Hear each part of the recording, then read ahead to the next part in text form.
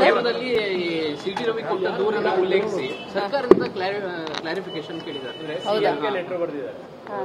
ಅಂದ್ರೆ ರಾಜಭವನ ಮತ್ತೆ ಈ ವಿಚಾರದಲ್ಲೂ ಕೂಡ ಎಲ್ಲೋ ಒಂದ್ ಕಡೆ ರಾಜಕೀಯ ಕಾರಣಕ್ಕೆ ಬಳಕೆ ಬಗ್ಗೆ ಗೊತ್ತಿಲ್ಲ. ನಾನು ಸೀದಾ ಆಫೀಸ್ನಲ್ಲಿ ಮೀಟಿಂಗ್ ಮುಗಿಸ್ಕೊಂಡು ಈಗ ನಿಮ್ಮ ಎದುರುಗಡೆ ಬಂದಿದ್ದೀನಿ.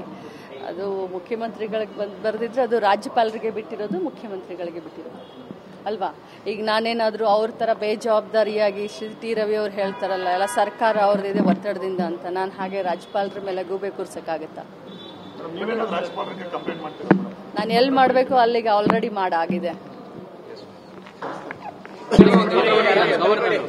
ಪತ್ರದಲ್ಲಿ ಸಿಟಿ ರವಿ ಕೊಟ್ಟ ದೂರನ್ನ ಉಲ್ಲೇಖಿಸಿ ಸರ್ಕಾರದಿಂದ ಕ್ಲಾರಿಫಿಕೇಶನ್ ಕೇಳಿದ್ದಾರೆ.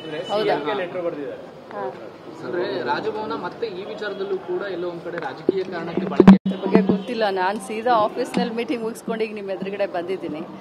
ಅದು ಮುಖ್ಯಮಂತ್ರಿಗಳಿಗೆ ಬರೆದಿದ್ರೆ ಅದು ರಾಜ್ಯಪಾಲರಿಗೆ ಬಿಟ್ಟಿರೋದು, ಮುಖ್ಯಮಂತ್ರಿಗಳಿಗೆ ಬಿಟ್ಟಿರೋದು ಅಲ್ವಾ.